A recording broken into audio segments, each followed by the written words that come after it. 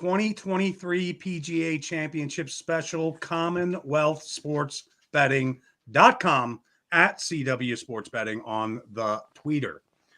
Here talking some 2023 PGA Championship. I am Ray Gray Fox, as it says in the corner there by my sweet, ugly mug.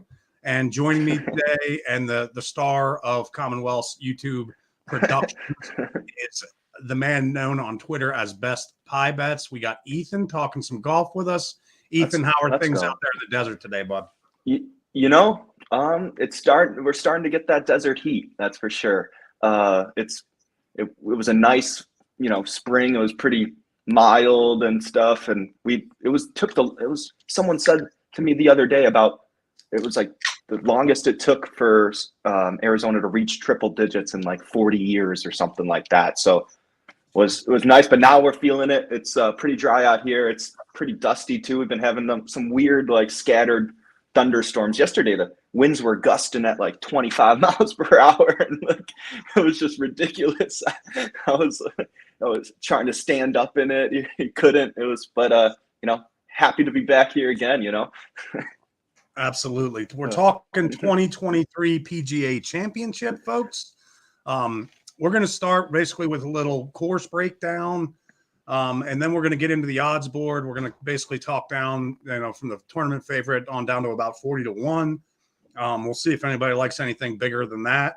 We've got a couple of comp selections at the end for you, and we might even be able to talk a little strategy for people that like to do more than one to win that. There's a couple different ways of doing that. We might get into that. Ethan can probably go over some math options with us on that. But the 2023 PGA Championship, Oak Hill Country Club, I believe it's the East course, if I remember correctly. I have played it.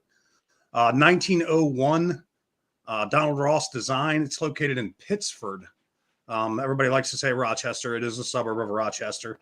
I've spent a lot of time, my family in Webster, which is also a suburb of Rochester, beautiful area for about 5 months out of the year.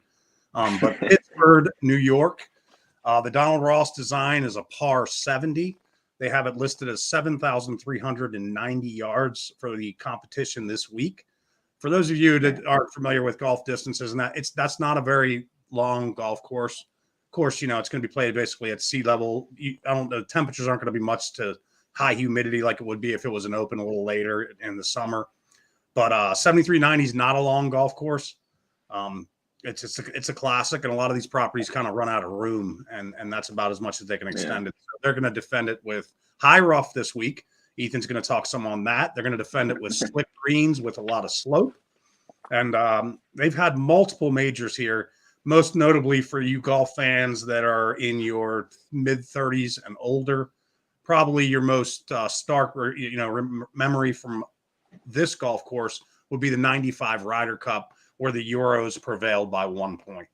And, that was at a time when it wasn't so common for, the visiting team to win any Ryder Cup was always a big accomplishment. And that was a big one for the Euros in 95 here. So they'll sign a deal. What happened? It also happened up at Whistling Straits, where basically you sign a PGA of America exclusivity agreement. We're going to feed you X amount of majors over the next 15 years. And you just can't host any USGA event. You can't host a US Open, a US Am, a Walker Cup. So it allows them to also come in and take over your agronomy on a consistent, over a 10-year span. So the PGA agronomists can also work with your superintendent. They had the 2003 PGA here during this, what I'll call looks like it to be about a 20-year contract they signed, something along those lines. Sean McKeel was your winner, 276. That's -4 on a 280 par. 2008 Senior PGA, that was won by Jay Haas. Showed its teeth that week, Ethan. 287 +7 for the winner, Jay Haas. Oh man. 2013, it came back 2013 with a PGA. That was won by Jason Duffner. He shot 270 for a -10. And Duffner also holds the course record. Oh, yeah. I believe it's 63, and he shot that in his victory in 13. And their most recent one, 2019, the seniors came back in the PGA. Ken Tanagawa was your winner, 277 -3. So that, and we'll get Ethan's thoughts on that. Then we'll talk a little weather, but it doesn't take a genius, right? There's your most recent major there over the last 20 years, 2 senior, 2 regular PGAs, -4, +7, -10, -3. You can add those up and probably in your head. That's, going to get you to about 10, going to get you to about 2.5 under par, I think would be around the average. Average out. So, again, not a long course, but thoughts on some of that, Ethan? Man, I did see that. I remember that. Yeah, Jason Duffner was like 9 under. It was like for his first round, and then what did he win at? Like 10 under or 10, something? yeah. So he shot the course record the first round, and then just stayed level par basically for the next 3 rounds. Which I'm expecting winner to be in single digits under par. That's probably where it's at. It's nothing going to be like, normal PGA Tour events and where the guy wins, it's like -20 or -25. So something like that, where they just, it's a birdie fest basically. So it's not going to be like that. I did see that some of the par 5s, they're like where you would think like you would get some strokes, get a chance to get a birdie. Man, over 600 yards, you're just even the longest hitters, especially at sea level too, is Right. not gonna. You're gonna hit at 330, and then you still have 270 in, or for a 600-yard par 5. It's tough. So it's position. It's all about position. It seems like this weekend, and I'm here for the carnage. It's always fun to I'm not a great golfer myself, but it's fun to watch the pros play, and then how tough it can be, and how see how they can overcome it too. So it's always fun to watch that, especially it's always fun to watch those birdie fests when they, everyone's making everything, and you're just like, man, like this is, come on. But it's actually nice when you get penalized, you hit in the rough. You can't hit it out.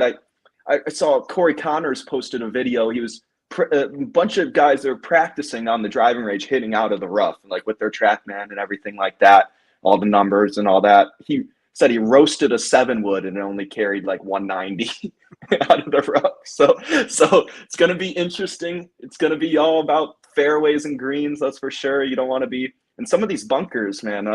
If you're up against the lip, you're going to just like have to lateral shot out of there, and just it's going to cost you a stroke. That's for sure. It's especially like just kind of like St. Andrews with those pop bunkers, but it's a different design, of course, but you get the high lips and areas if you're going straight at the green. So I'm excited for it. And I'm sure you've seen some videos out there where people drop it into the rough and it's just completely buried and you can't even see the ball. Like thank goodness they have people looking for their ball for them and have people watching, because man, how would you ever find it out of half the time when you hit it into the rough? You're like, I know I hit it right there, but you just can't. You look down, you can't even see it. So good. Shout out to all the volunteers there helping out the golfers. That's for sure.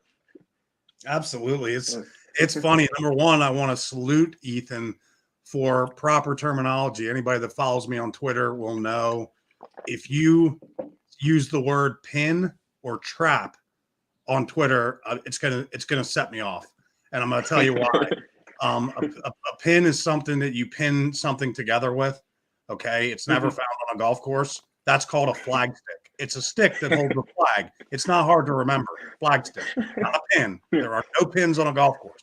Okay. No. Number two, look at the traps at that golf course. So here, if we have a raccoon or a fox or something getting into the chickens, we put out a trap. Okay, you know what it's called? It's called a trap. Guess what the animal can't do? What do you think, Ethan? The animal can't get out of it. You can't get out of it.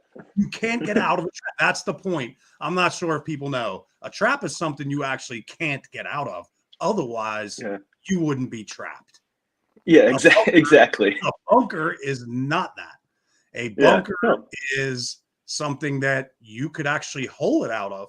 And in most week in, week out PGA Tour stops, a player who has a shady shot into the green, if he has a choice between being in the rough or a lie around the green, he knows he can hit it in the sand, and he gets what? He gets a guaranteed lie.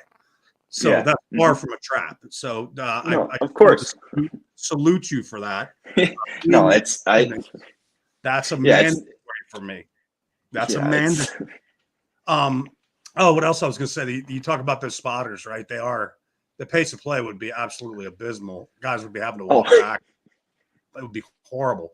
But I'll tell you who has the worst gig ever, and they're not going to mind it because they've been out of work now for about 2 weeks, probably maybe 3, and that's the legendary Oak Hill caddy staff. Okay, yeah. they're obviously not going to get bags this week. So when you caddy at a place that has a major, you have 2 options. You can work for the TV crew, and what that usually entails is you get a spot next to the ropes where the caddies will stand, and you'll watch the selection, and then you'll signal to the TV walking announcer, 7 fingers. For Oh Safai, and yeah. and and so you can do that, and that actually is a pay gig. Okay. Usually you can get practice rounds where you will caddy for their caddy. And basically what that is, you do almost no interaction with the player, maybe a little, but mainly you're telling, like, the caddy will just be like, where can you not hit it on this hole? Because he knows that Yeah. the guys that are there local, they know places. Look, I don't care who you are, you ain't getting up and down from there. So the caddy can put Yeah. a big X, and on the left side, you can't get up and down from the left of 12 or whatever. He'll put a big X there and be like, we have to route our way around that this week. But they will go back to work Monday. And for those of you unfamiliar, pretty much every PGA top stop, but certainly every major, does media day on Monday for the people that just covered the tournament, the massive media crush that comes to a major.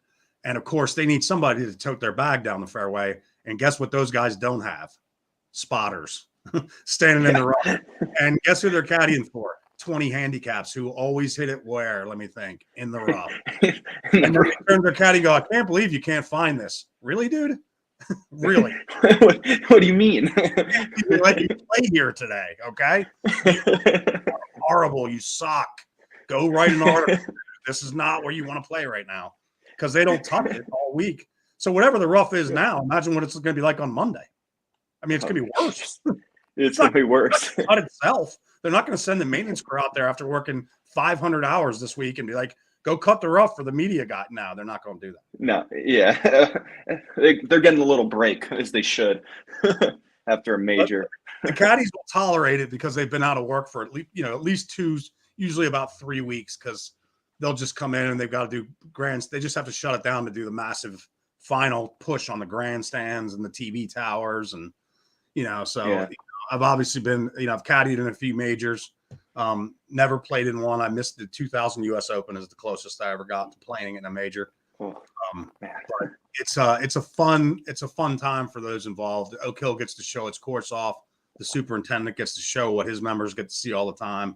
It should be an awesome golf tournament. I mean, let's look at the weather real quick, Ethan, because I know you like to handicap. Yeah. You always factor that in. For those of you doing pools, if you have a winning final score, obviously you want to check that. If you're doing matchups and you have split tee times, that's very important. If you have a guy that you're taking in a matchup, generally they keep the matchups grouped fairly close together in tee times, but it can happen. Things can get goofy. If they want to pair 2 top players, they may send one off in the morning, one off in the afternoon for TV coverage purposes. But Thursday, 67 high, 52 low, sunny with light wind. So pretty much I would call that about ideal golf weather, quite frankly. Be a little cold in the morning.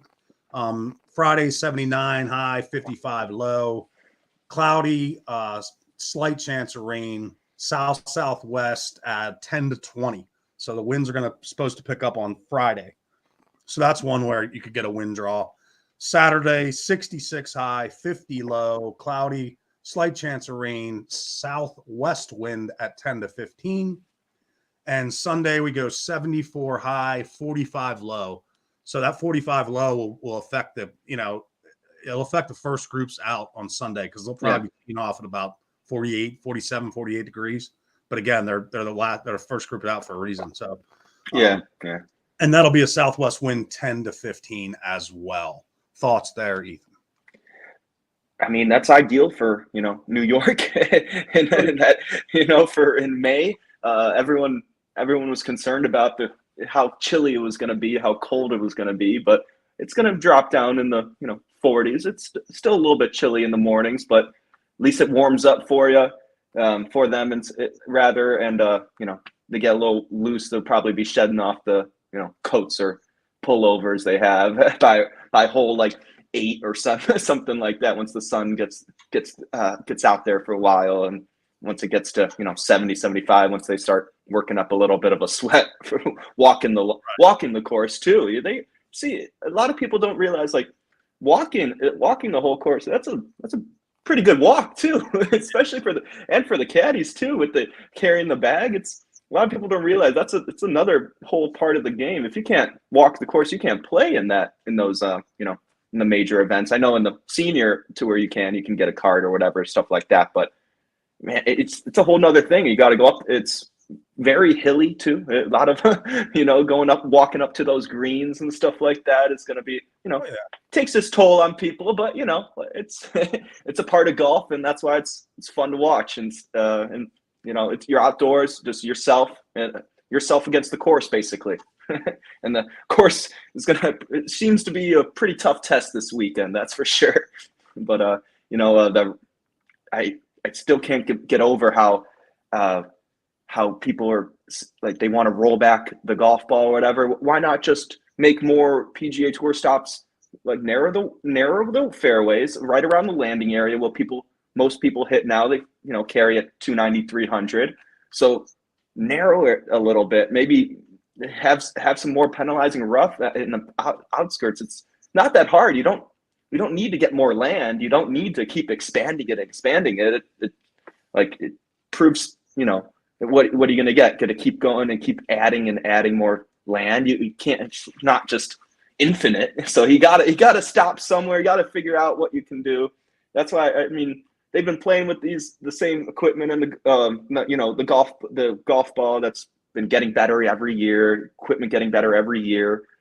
Maybe just change the course up a bit. That's all. Make it more like, more majors and stuff like that. Make the rough a little bit, fairway cut a little bit less, like, one less mower, one less mower length over. It's not that hard, and now with some of these courses where you can just bomb it and doesn't even matter. Like you were telling me about Winged Foot, where they can just bomb it, everyone's going to be in the rough, it seemed like, with the contours of the fairway and stuff. So and you can just bomb it, you're 80 yards out of the rough, or you're 150 yards out of the rough. Which one would you rather have? I mean, it's a pretty easy choice, so that's why that's another thing. It ticks me off. You're like, come on, it's not that hard. Just make it a little bit narrow and put some trees around. I don't know. Like, don't have to keep expanding it, making it 8,000 yard golf course. I mean, like, when does it end? I don't know. But I'm excited for good weather. School of thought there, So that's one school of thought. The other one is, there's a reason they don't use metal bats in MLB. Okay, but the first time you pick up a bat when you're a little leaguer till the day you get into Major League Baseball, most people exclusively use metal bats because obviously skill level, we can go down a million different reasons through college, right? And obviously a lot of pros come out of college, so that's the other thought that you can go with is, but there's probably a hang up with the golf ball, but you go with the same reason MLB doesn't use 5 different kinds of baseballs. The same reason the NFL uses the same brand of football. Okay. And guess what? It's bigger than the college ball. So it's different for a pro versus an amateur. So in my opinion, you don't need to do, and I wouldn't touch anything that has to do with 99.9% of golf players that play golf every day. Most of them are not good. The game's not that fun as it is. I don't care if you give them 2 throws every round. Make a rule. In amateur, you get 2 throws every round. I used to make when I'd play members. I'd say, here's the deal. I'll give you 5 aside and 2 throws. You don't. You can throw. You miss a pitch around green, you can underhand it. Yeah. Now sometimes I'll say I like that too. If they're new to it, I say I get 1 throw. You get 2 throws. They say, "Oh, I'll take that." If they look like they're going to win a hole and you happen to be near a lake or not out of bounds, you walk, you pick up their ball, you throw it in the water. There's my 1 throw. Just I mean, I would just outsmarting say you. you can make a it's a all it comes down to it that it hangs it up is money. Who gets that Hmm. contract, right? It seems like what I mean. I don't know. I'd have to look it up, but I'm sure a Rawlings baseball has been in play my entire lifetime. Yeah, Maybe I'm wrong. I don't know. I don't Um, know. Yeah. I think the brand of football has always been a Wilson my whole life. Maybe I'm Mhm. wrong. I don't know. As far as so obviously your first suspect would be who would want it would be Titleist. They have Mhm. the highest ball count, but then what do you do with you have to compensate somehow? You got to compensate because they're going to lose a revenue stream by nobody's Matt Kuchar's not wearing a Bridgestone hat anymore, or if he Yeah. is, he's wearing it, but he's not playing the ball anymore. Does that hurt or help, or what does it do? So that's more of a money thing.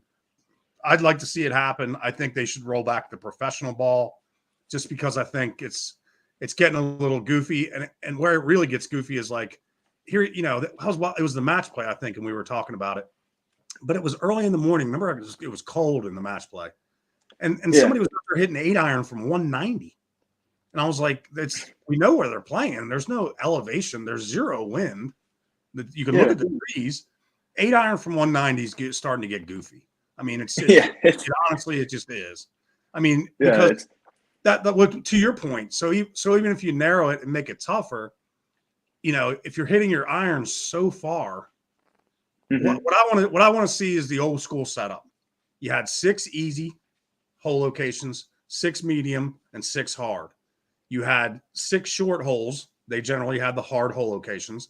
You had 6 Mhm. medium holes that had the medium hole locations. And you had 6 long holes that had the easier hole locations because you're coming in with a longer club. What the tour is missing, in my opinion, is, what's so cool about watching highlights of Ballesteros or Faldo or Nicholas? I mean, we're not going back to Bobby Jones, but just in my lifetime, it was watching those guys watching Nicholas hit a 1-iron in the 17 at Pebble. Famous shot, bounced it off the flagstick, kick in birdie. Sevy's or Faldo's 2-iron into 13 at Augusta. A 2-iron into 13 at Augusta. Now, you could probably as a pro carry a 2 woods, a hybrid, and 7-iron down. You're never going to Yeah. hit a 6, 5, 4, 3, 2, 1. It seems like, yeah, it doesn't seem like it's needed unless you want to try get a fairway finder out there or something. But and it's crazy now. A lot of I heard like now it's the like Bryson DeChambeau's like 4-iron is basically what like a 2-iron was back in the day, or a 1-iron That's back the in other the thing. day.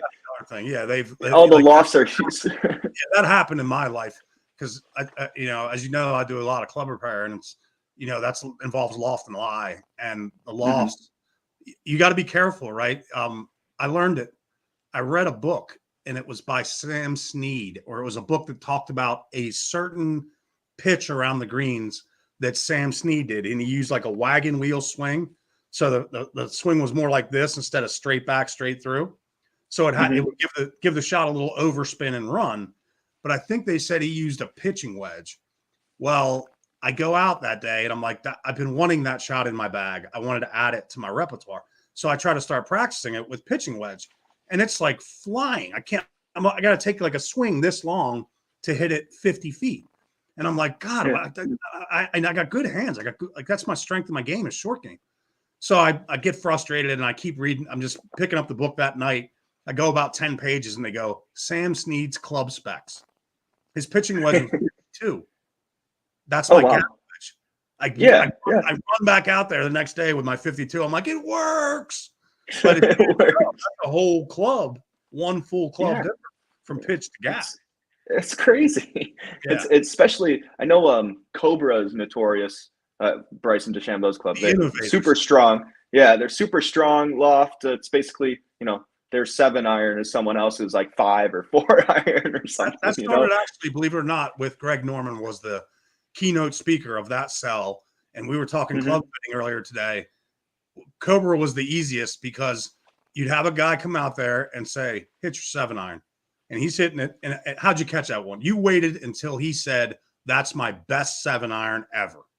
And you handed Yeah. him the Cobra 7-iron and he hit it. And in flight, how'd you hit it? Okay. 10 yards past it. I got to have these Cobras.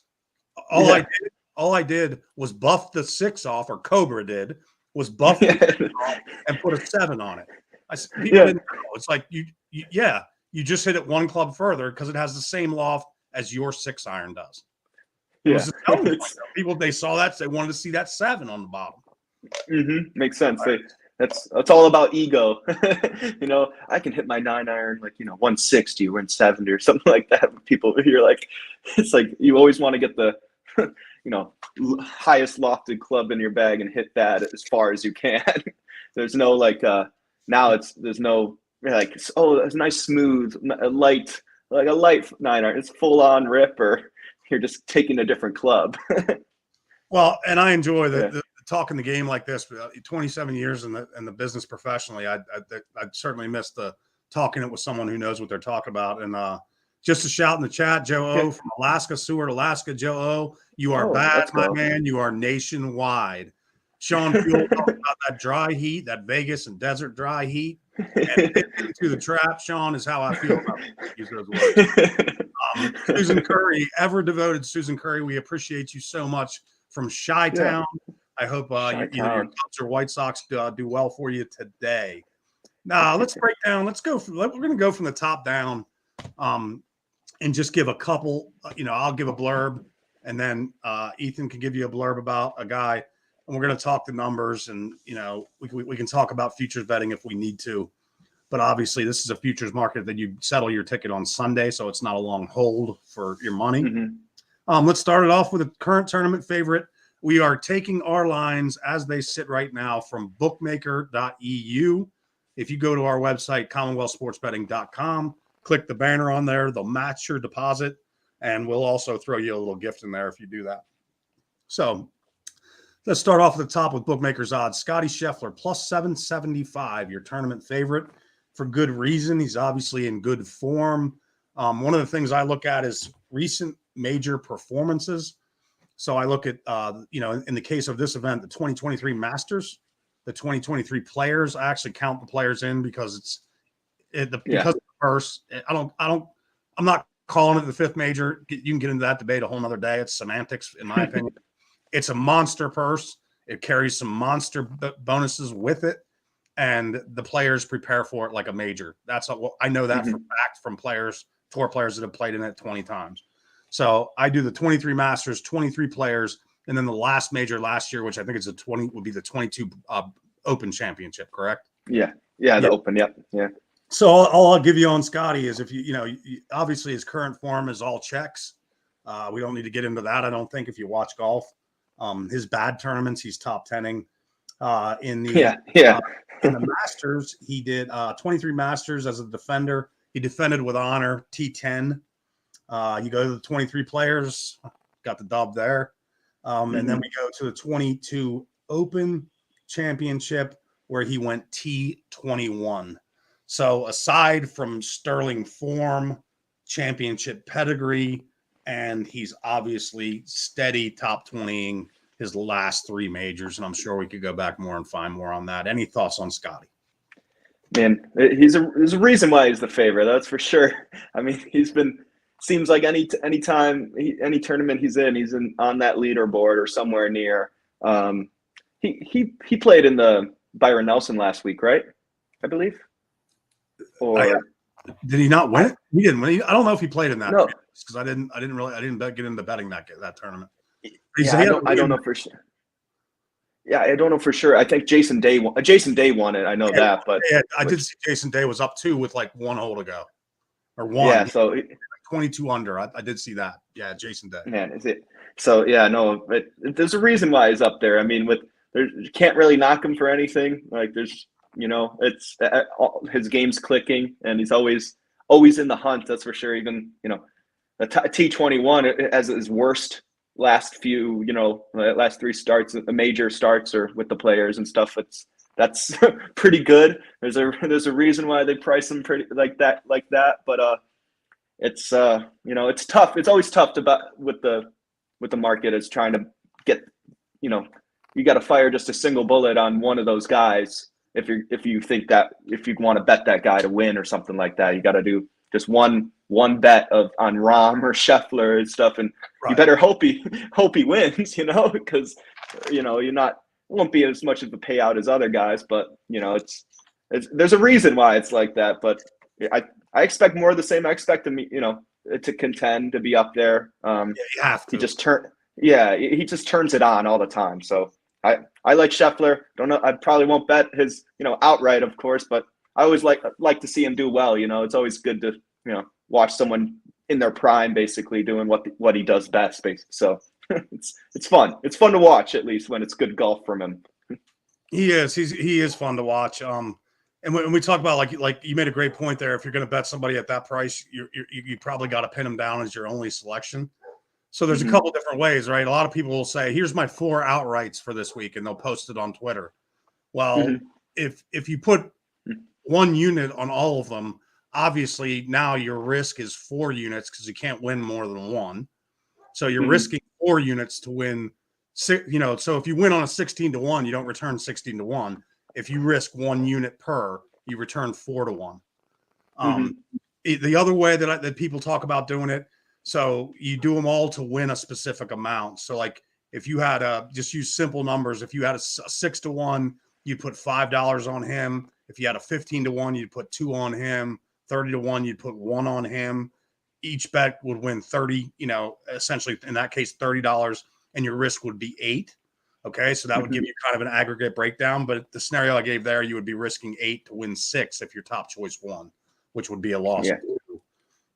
It's you got to just fire that. If you're just risking 1 unit, you got to just do that one bet on the top, few guys on the board. Right. Different if you're taking guys from 30 to 50-1. That's totally different talk. But no matter what you do, if you're doing 1 unit on every one, at the end, you can't say I hit a 30-1 when you posted 5 1-unit plays. You didn't. You hit 6-1 at that point. You didn't hit 30. Just to follow up on you, Byron Nelson, T5. He was T5 there. He won at the Players and he won at the Phoenix Waste Management. But listen to his last, like this year. So T5 Byron, T11, T10, first, T4, T12, first, T11, T7, second, T9, T3. So that goes all the way back to November of last year. That's his breakdown. Man, so his worst finish November of last year is what, T12? Yeah, T12. He hasn't been out of the top 12 since November of last year in an official tour event. So take it for what it's worth. I'd like to get more on him, but if you buy the 775, I wouldn't hate on you. I certainly wouldn't. I think that you're gonna have a rooting interest on the weekend. How about that? Yeah, exactly. Exactly. Got Rahm coming in next. Rahm, your defending Masters champion, plus 814. I don't have too much on him.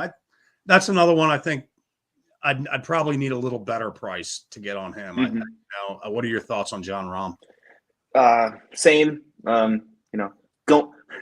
He's wonder if he sweeps the majors this year or whatever. That'd be He's the only one that can.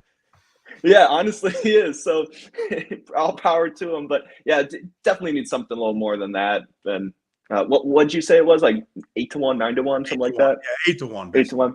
Yeah. So I definitely need. He's probably like minus 200 to be in the top 20 or something like that, or something. So it's kind of hard to get behind someone because it's just one weekend and anything can happen, and more than me, that's for sure. With golf, just one hole can get you out of there real quick and you're done. You could have played 17 great holes and have a horrible 18th and miss the cut. It's so fickle of a game, but he's been doing good. I wouldn't hate you for liking it. For liking Rahm or whatever. It's makes sense. The number is what it should be, basically. But so I wouldn't think of firing any single bullet on Rahm or anything like that. So, but his form is good. It's good to watch him, and hopefully it's him and Scheffler, those late Sunday rounds of him and Scheffler just going back at it, be pretty fun to watch. That's for sure. So it was fun to watch when Brooks and Rahm were going at it waiting on every single hole for 30 minutes or something. Cantlay holding everything up, wasn't it? Yeah, can't like there's Human a rain video delay, of that guy. Human rain delay. literally like it's crazy. It's his putting routine just takes so long, and like he moves his feet a bunch right before he putts, and there was a video of Hovland at the Masters. He was hitting his pitch shot like while while Cantlay was still walking from the fairway. He was hitting his like third on the par 5, like not waiting for him anymore. He's like, I'm done. I'm gonna hit my shot. It's tough to watch sometimes. You ever see Brian Harmon, like his routine? Caddy for Brian Harmon, lefty. Really? Oh yeah. No, he has a lot of no, he has a lot of waggles for his routine. Sometimes they show it on the video, like on the replay of his shot. I'm like, did he shoot yet? I mean, it works for him. So I mean, like you can't knock the guy for doing something that works for him, basically, because they're in it for a lot of money. Every putt means so much. Every shot means so much. But you could still have your opinion of just like, oh well, he's a slow player. I don't want to play with him or whatever. But I could be mistaken on Harmon, but if I remember right, he won a PGA Tour event with a hole-in-one in a playoff, and it was like the last hole they were going to play. It was like even hard for the cameras to see.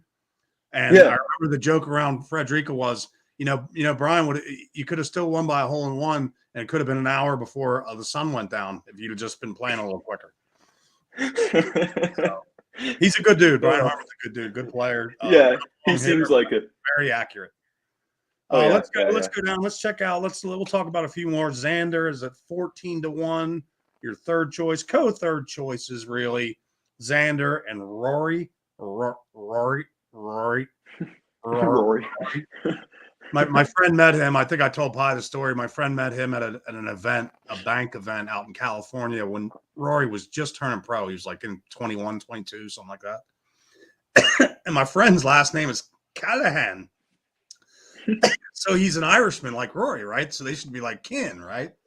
And Rory comes up to him, and Craig doesn't watch golf, right? I mean, he knows like a little bit, but at that point, Rory wasn't a world beater. He was a young prodigy turning pro. And he comes up to him and he introduces himself and he goes, Rory. And Craig's like, excuse me? And he's like, Rory. And he's like, I'm sorry, man. I got nothing. And he's like, Rory. And he's like, did you say Rory? And he's like, yeah. And he's like, he was kind of a dick, dude. I can't help it. I can't understand the guy. He's a young kid. Like I introduced myself as Craig Callahan. He should have known I'm Irish, man. What the fuck? He didn't like Rory. Rory was Xander at 14-1. Rory, oddly, not in good major form of late. Yeah. He did come in third at the Open Championship in 22, but he does not have a top 20 since in a major. I got nothing. I can't. To me, is Rory a talent pretty much that can hang with Scotty or Rahm on any given day in any given tournament? Absolutely, he is.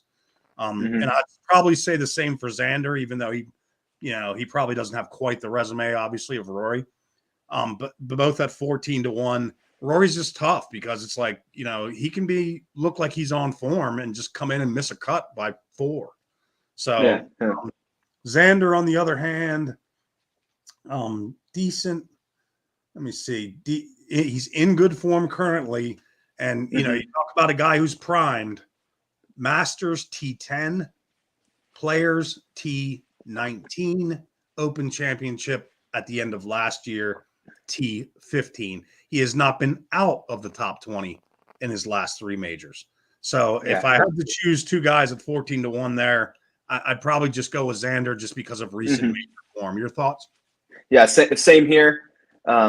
Last year, T14 U.S. Open, T13 PGA last year. He's just killing it, basically. He's been doing well. He's better than average, better than tour average in distance, putting, around the green, approach, driving accuracy.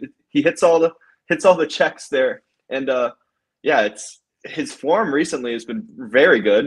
3 Wells Fargo, 2 actually, T4 in Zurich, fourth in RBC Heritage and 10th in the Masters, like you said. So it's hard to knock Xander for anything right now. And I would definitely choose Xander if I had two choices or one choice between the two 14-1 guys.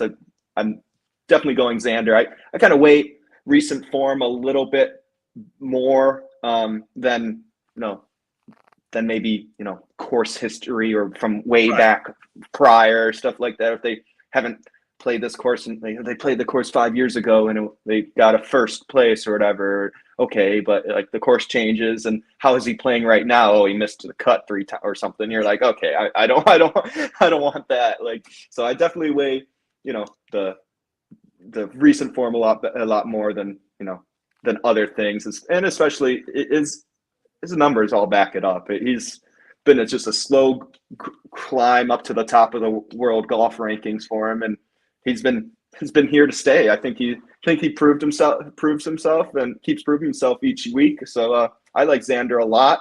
Don't know if I'm going to do it.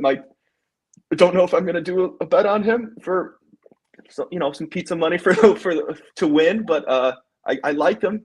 Just the majors he hasn't he's been in the top 20 in the last few majors. So I mean, you can't knock that guy. He's in contention every week, every major, it seems like. So last year's Masters he missed the cut, but I mean, that was the only missed cut. That's going back to last year, and completely different course and everything like that. And his form is a lot better this year too. So I like Xander over Rory for sure. Great. At 14-1, yeah. So those of you, you can check the matchups. I'm sure that'll probably be a matchup that's offered at most books. I've talked about I've looked at a few matchups that I would play on, but you can hear from us there that if you have a choice in a play, Xander over Rory, I would probably cap that at minus 120, maybe something like that. I wouldn't lay a bunch of juice against Rory when again, if Rory wins the golf tournament, nobody's going to go, oh my God, I'm shocked Rory won. No, nobody's going to say that. So you don't want to lay any big number there. You'd obviously like to get, but I don't think you're going to get that plus money. I can check that match, or maybe if you have it in front of you. The next two we're going to talk about, if Xander and Rory are matched up. I think they probably should be, being the odds that they are, but we'll talk quickly about Cantlay and Finau. That's your next two choices on the board. Cantlay's 17, a little over 17-1. Finau at 21-1. To be honest, this is one both prices are probably pretty intriguing for me. Current form, Cantlay solid. Obviously, Finau had a win a couple weeks ago. He's obviously been playing very well this year. You're getting $4 extra on Finau over Cantlay. Here's what I'll tell you about Cantlay. Another one. Last 3 majors: T14 at the Masters, T19 at the Players, T8 at last year's Open. So again, is this a guy who looks to be folding in a major? Absolutely not. Finau, T19 at the Masters, and it looks like T28 at the Open Championship at the end of last year. Did not top 20 at the Players. So Finau's a hot name this week at 20-1. Obviously, that's a pizza bet for anybody that wants it. But Cantlay at plus 1750. Again, great form. Hasn't been out of the top 20 in his last 3 majors. Your thoughts on those two? I like Cantlay. Recent form. Finau has been up there, and seems like he's been playing pretty well ever since he won back-to-back tournaments last year or whatever.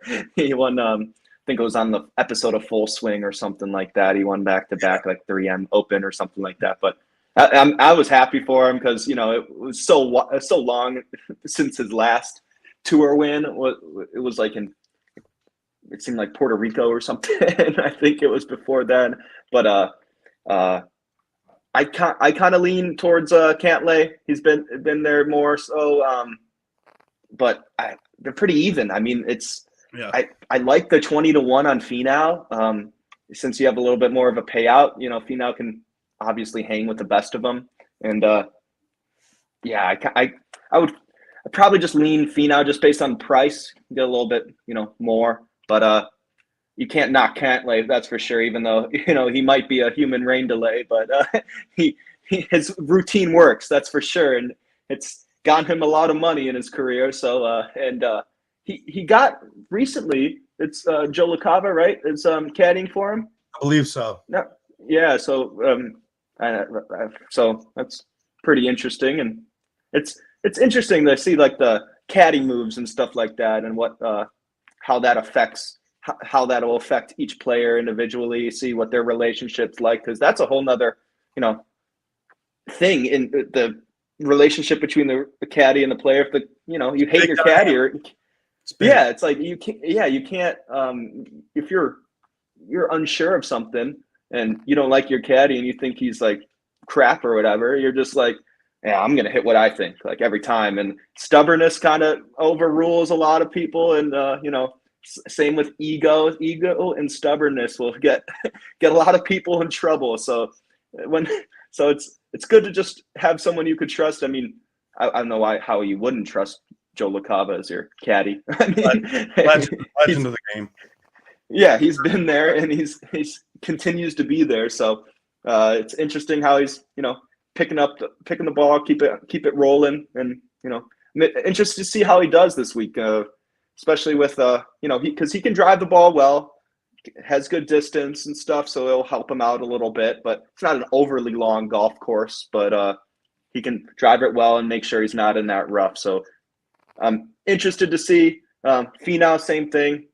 He tends to hit it a little bit more wayward than Cantlay, I believe. I don't know, but I know he hits it a little bit further though. But with his driving distance, yeah. But it's different breed when they're coming to these majors. So I'm excited to see how it unfolds. I checked the matchups. So Rory did not have a matchup head-to-head on Bookmaker. I'm just checking one joint because I'm not going to sit here and check 6 different casinos. But Xander did not have a matchup with Rory. However, Rory was underdog in both. He was plus 159 and I think plus 129 in both of his head-to-head matchups. So that gives you a pretty good idea how the I would say anytime you see Rory hit that number, there's sharp money coming in against him. And you can kind of see what we talked about there. But Cantlay Finau, I wouldn't argue anybody that said they wanted to put a pizza bet on either one to win. I think it's priced right because in my opinion, Cantlay should be a little bit better odds than lower odds than Finau. So I think they're both priced right. You could make a case for both. Let's go. DJ's next. He's at 27. Morikawa's at 33. And the other one that moved in, I failed to mention. I think he opened much higher based on where he is on the board. I did not look at the openers when they first came out because I'm not a big future better at all. Brooks is down to 23-1. My guess is there he probably opened since he's in line with players that are in the 30 to 40-1, a little higher. But obviously, he was if anybody overlooked him in the last major, they're obviously not doing it here. So he is the next choice behind Finau. You got Dustin Johnson at 27-1. Morikawa at 33. I thought I had something on Morikawa, top 13 in his last 2 majors. He top 10 at Augusta, and then at the Players he was T13. So Morikawa, obviously, and his form I had as down right now. So that was one of the reasons I was a little down on playing him. So again, if you look at the 30-1 group, we'll cover that kind of real quick. Morikawa, Sungjae Im, Cam Young, Justin Thomas, Matthew Fitzpatrick, and Victor Hovland. That's your group basically at 30 to 36-1. Does anybody stand out to you? How do you feel about anybody in there? I know you might have some feelings on some of them. I know I have a feeling on one. I sent him to you pretty early this week. Yeah. No, yeah. I like Sungjae Im. Looking at it, he drives it well. He's accurate, especially at that number. He's been in good form recently too. Can hit it pretty well too, like off the tee. good distance. And, but I mean, it's interesting. I don't know what's going to happen there, but I think you got to really value driving accuracy here, especially and approach from, over 200 yards, because you'll still have a lot of, you can hit a good drive and like, I don't know which hole it was, maybe 3 or 4 is like a 500-yard par 4. And, so you can hit it, 300, you hit a 290, 300-yard drive, you're hitting a 200-yard shot from hopefully from the fairway into the green. Yeah. So, but he's all good with those, approach numbers, stuff like that.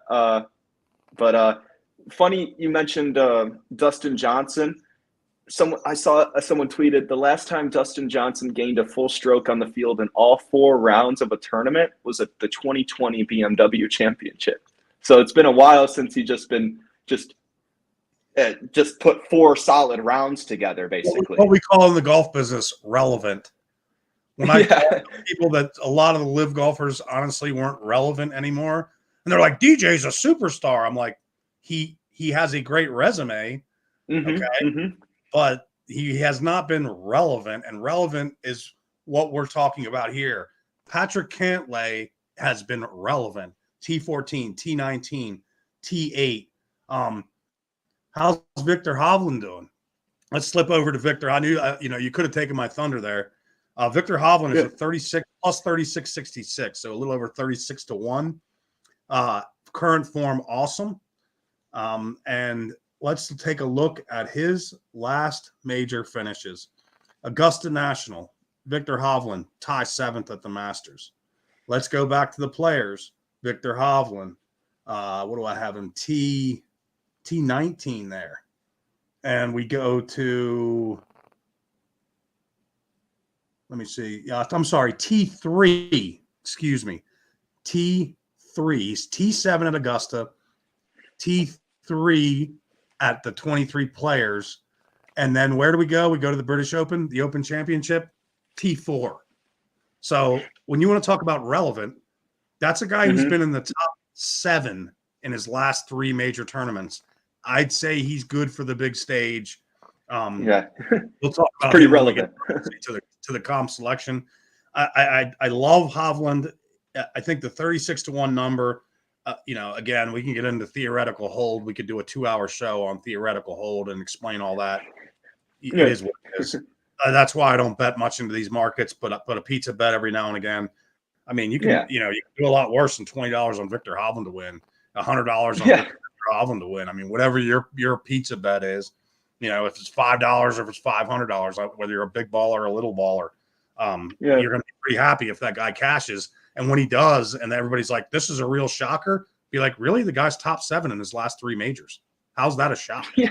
It's a shock because you don't know who he is. So Hovland stands out to me, and Ethan knows I'm a big Cam Young, a Long Island kid. He's at 35 to 1. I think he had some. He's T7. He joined Hovland T7 at Augusta, and he was 2nd at the Open Championship. So he's had 2 of his last 3 majors, T7 and 2nd. He's obviously, and he's in good form as well. Those would be my 2 picks out of that 30, just under 40 to 1 bunch. I don't want anything to do with Justin Thomas. I wouldn't argue the Sung JM. Fitz will probably be there, but I would lean heavily on Cam Young and Victor Hovland. So I'll put myself out there for that. I'll get into my comp selection. Is there anyone else? I know there's a guy at 75 to 1 that you probably want a second or two to talk about, and that is the Live Tours. Joaquin Niemann. Joaquin, I like seemingly he's always there. He's proven himself. I know the Live, it's a 3-round event. It's nothing crazy, but in his last 2, went 9th and 10th. If you multiply that by 3, that would be the whole full field. So 9, 8, 27, 30, fine. But whatever you want. Tied T16 in the Masters. I think he's turning around. I like him a lot. The only thing that is kind of like straying me away from him is his just driving accuracy. It's not the best. It's a little bit below tour average. Does And it get like but a with little dicier? Does it get a little dicier late in tournaments as well? I seem to have that in my mind that he hits like very wayward tee balls late in events. you know Is it just that's me? more. I think that's more his Chilean brother Mito Pereira. That's more so him because man, I'm still suffering a little PTSD from last year's PGA Championship when I had a You're 200. holding that one way too dear. It hurts. It hurts a lot, but and I remember driving home, like watching it, like I had my phone, like listening to it. I'm like, he's in the water. I'm like, what? Like, no, this is horrible. But I mean, with his approach game, he really makes up for it with Joaquin. Like same with Mito. Them with their long irons are very good, and that's a big category for this weekend's major. It's you got to be good from 150 to 200 and over 200 because you're going to have some over 200-yard shots into the green that you need to get up on the green and two putt for your par or something. So Right. and he's pretty deep, has the swing speed to get out of the rough, but you never know. Without that stuff, it doesn't. Like you were telling me earlier with these Donald Ross designs, you're not gonna keep it on the green. It might roll up there, luckily, but you don't know what's gonna happen. Like, I mean, it's crazy. I mean, Joaquin's still a little bit young, so he doesn't have too much of like recent like form you can really look at, like how many majors. And I mean, with the live, it's just hard. It's just so hard to try to The data is just hard to dig up. And we do yeah, want to mention, if you're a Howard Stern fan, ladies and gentlemen, for all the thousands of viewers watching us right now worldwide, it looks like his old sidekick, Stuttering John, has appeared. If you're an old school Howard Stern fan like I am, Stuttering John has appeared in the chat. We just want to say Commonwealth Sports Betting does not have any affiliation with the Howard Stern Show or Stuttering John. And we are here to talk sports. We're not going to talk politics. So I did just want to acknowledge a major celebrity in the world of FM radio stardom. That would be Stuttering John, the sidekick of Howard Stern, has found time in his day to join Commonwealth Sports Betting's 2023 PGA Championship preview. By the way, what we call Ethan's thing with Mito Pereira as a golf bettor, you call that his first crush. Okay. Yeah. It's like first girlfriend. It's that first monster price you have that gets right up to the window, and the guy's about to hit sell ticket and cash ticket, and the guy just suddenly hits one, and as soon as he hits it, you go, "Oh God!" Like you can see it on TV. Like, I don't even need to see it land. Mito, if you put a piece of him, by the way, bookmaker.eu. If your pizza bet is $100, you can take a Mito Pereira 2-win ticket, and you will receive in return $13,150 if he wins the golf tournament. If your pizza bet is $100, okay? If it's $10, it's pretty easy to calculate, folks. You're going to get back about $1,300. So, anyways, I just wanted to give the odds update because he did address Mito and Joaquin Neiman. We talked about is set a little over 75 to 1 right now. So, I threw in a couple high prices for you. That's going to get us on to our comp selections for the tournament. I have 5 matchups that I'm down on right now. Our clients have already received them. And I have one outright that I took as well. And one of the benefits of being a client of ours is you're with us throughout the tournament, right? So we might have 5, I have 5 matchups and a win bet going in, but we obviously will make round match bets as well. And we'll also make adjusted futures. We'll play the moving futures as the tournament rolls on, where we find a lot of value oftentimes heading into a weekend. Being 10 back going in on a Saturday is honestly you're not even remotely out of it if you play 36 great holes of golf. So that's the benefits of being a client of ours. You're not just getting we start you off in the tournament. In this case, I had 5 matchups. I know you can go over your card, what you gave out to the clients, but I will give one out here as a comp selection for our loyal listeners and viewers. Victor Hovland, I went down. I don't need to give any more reasoning. Current form, recent major form. He should be in the pool if you're playing it. He should be in a top 40, a top 20, a top 10, and a win bet. But if you want to take him in a matchup at a price, he's matched up on Bookmaker again using Bookmaker's number as of an hour ago. Victor Hovland minus 120 over Matthew Fitzpatrick. That will be my comp selection for the 2023 PGA Championship. Now let's get on to the steam that is Best Pie Bets and major selections. What do you have for the loyal listeners? I think I'm gonna go down the board a little bit with the top 40 bet on. I usually do all my top 40, top 20, top 10, top 5, any bets like that on BetMGM. They have, they pay the ties, so that's always nice. It's always good to know if you're. It's mandatory, right? You cannot go, right? Yeah, it's like I already learned the hard way of like, oh yeah, 17, sweet, I won my top 20 bet. Wait, I lost money, or I just got $5 back, or what just happened here? And then you see, there was like 15 people tied for 17th or something. You're like, oh, okay. But that's why I kind of like BetMGM. But Denny McCarthy, top 40, plus 125. It was about a couple hours ago on BetMGM, but he's been in pretty good form recently. T8 at Wells Fargo, T11, T25. So he's hit this top 40 in what is it? 6 of the last 7 of his last starts, I believe. Or we refer to that as good form.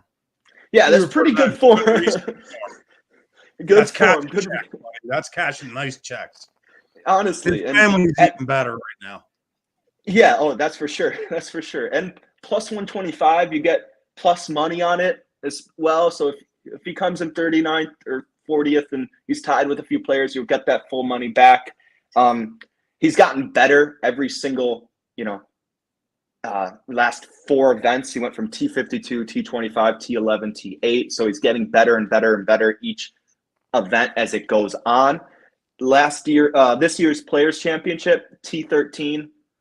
Last year's U.S. Open, T7. So, I mean, you can't really knock him for. I mean, he hasn't been on the scene.